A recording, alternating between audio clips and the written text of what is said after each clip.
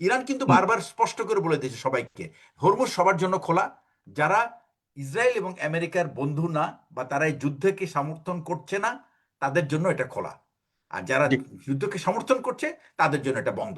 বাংলাদেশ কিন্তু ইউয়ানে পরিশোধ করার ব্যবস্থা করেছে, বিশেষ করে রাশিয়ান তেলের ব্যাপারে ইউয়ানে পরিশোধ করার, এবং এটা কিন্তু খবর আছে যে বাংলাদেশ ইউয়ানে পরিশোধ করছে, এই জন্য বাংলাদেশের শিপটাকে তারা কিন্তু অ্যালাউ করেছে। আমরা মনে হয় যে এত কিছুর মধ্যে আমি বলবো এটা একটা ভালো দিক যে উই হ্যাভ গট এ, আমাদের একটা অ্যাক্সেস আছে ওখানে। এখানে কিন্তু আমরা একটা বিষয় কিন্তু আমি মনে করি উল্লেখ করিনি, সেটা হচ্ছে যে ইসরায়েলের ভূমিকাটা কি। আমরা কিন্তু হুম। কেউ ইসরায়েল নিয়ে কথা বলি নাই, কিন্তু একটা জিনিস হুম। মনে রাখতে হবে যে আমেরিকাকে কিন্তু এখন যে তাকে যে নড়াচড়া করাচ্ছে সেটা কিন্তু ইসরায়েল।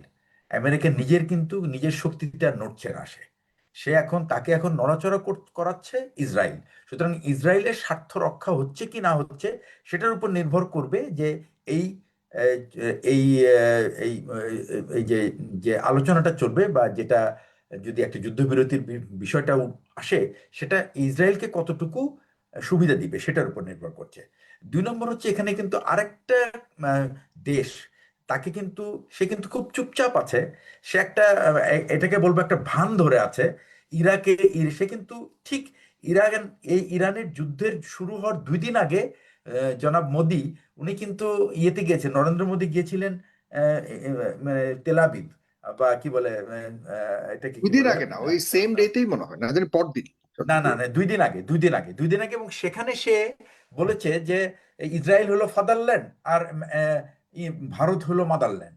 তো মাদারল্যান্ড। ফাদারল্যান্ড আর মাদারল্যান্ড, তো এখনো কিন্তু তারা বারবার বলে যাচ্ছে যে দে আর স্ট্যান্ডিং উইথ ইসরায়েল, এই হুম। যুদ্ধে দে আর স্ট্যান্ডিং উইথ ইসরায়েল।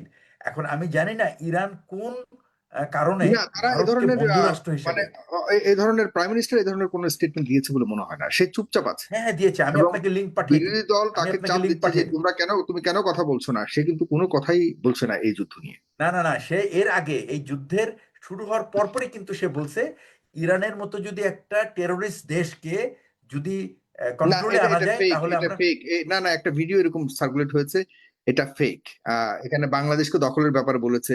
এটা এআই ভিডিও যতটুকু শুনেছি, আপনি যদি আমি যদি ভুল না করে থাকি, এটা এআই ভিডিও। আচ্ছা, বাট ডেফিনেটলি, বাট এইটা তো ঠিক যে সে ওই ফাদারল্যান্ড ডেফিনেটলি মাদারল্যান্ডের ডিক্লারেশন তো সে করে আসছে। এক্সাক্ট ইরান মানে ইন্ডিয়ার অবস্থান ডেফিনেটলি মুসলিমদের বিরুদ্ধে, এতে কোনো সন্দেহ নেই। জায়োনিজমের যে ধান্দা, এটির সাথে হ্যাঁ, তাদের একটা কানেকশন এখন আছে। আমি আমি যে পয়েন্টে আসতে চাচ্ছি সেটা হচ্ছে যে হুম। ইন্ডিয়া কিন্তু উপরে উপরে না করলেও পেছনে ভিতরে ভিতরে চেষ্টা করবে 100%। পাকিস্তান যেন এখানে 100%। একটা গ্রেট নেশন না হয়ে যায়।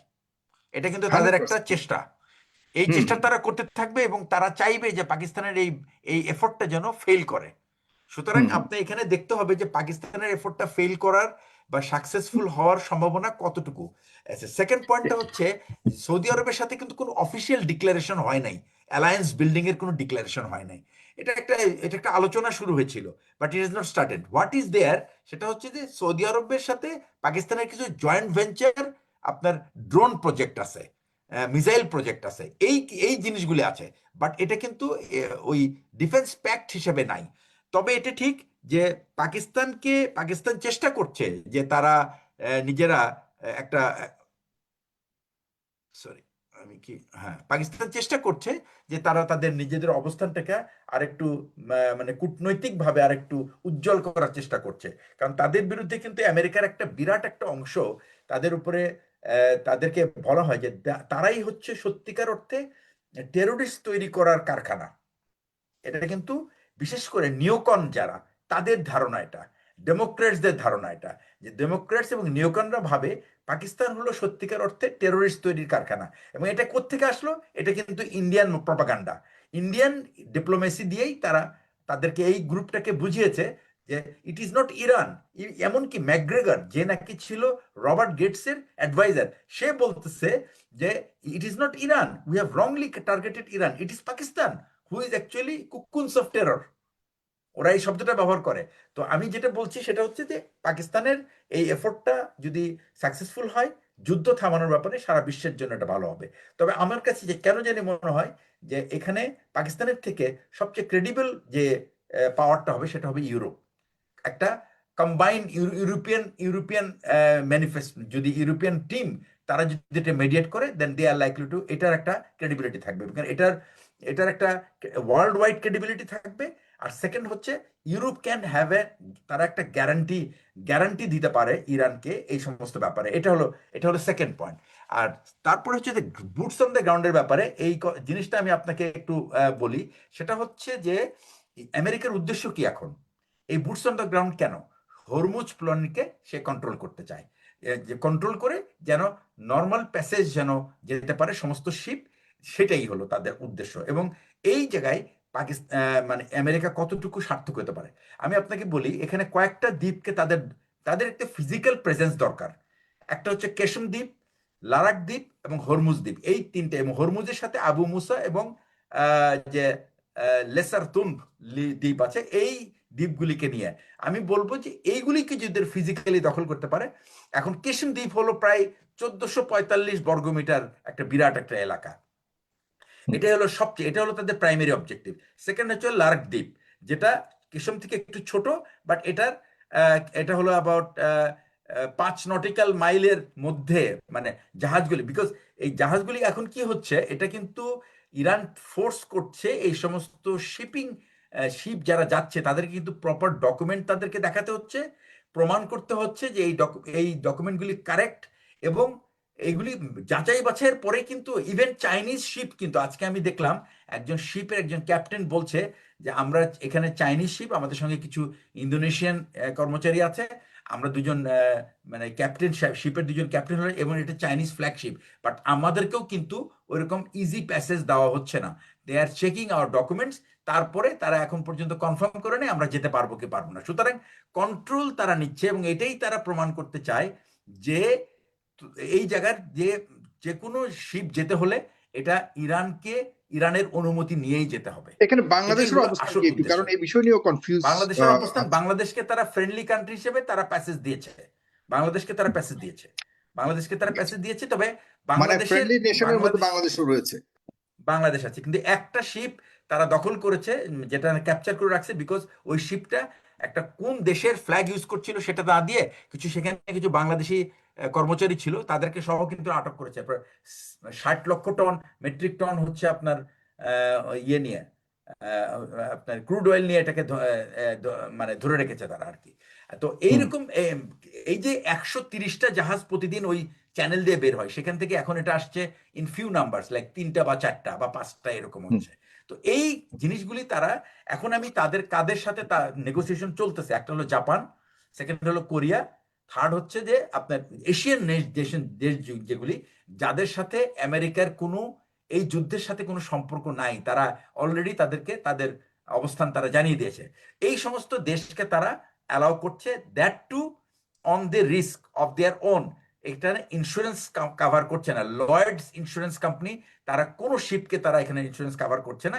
এটাই হলো কিন্তু আসল রিজন যে কেন শিপ, তারা তো বলেই দিয়েছে যে শিপ তো, হরমুজ তো খোলা, বাট শিপ যাচ্ছে না এই কারণে, because it is not covered by insurance. Second হচ্ছে ইট ইজ নট শিওর তারা প্যাসেজ পাবে কি পাবে না, ডিপেন্ডস অন দেয়ার পেপারস, যে কি ধরনের কাগজ তারা নিয়ে আসছে।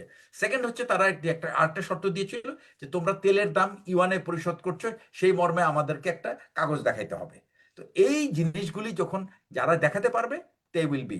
বাংলাদেশ কিন্তু ইউয়ানে পরিশোধ করার ব্যবস্থা করেছে, বিশেষ করে রাশিয়ান তেলের ব্যাপারে ইউয়ানে পরিশোধ করার, এবং এটা কিন্তু খবর আছে যে বাংলাদেশ ইউয়ানে পরিশোধ করছে, এই জন্য বাংলাদেশের শিপটাকে তারা কিন্তু অ্যালাউ করেছে।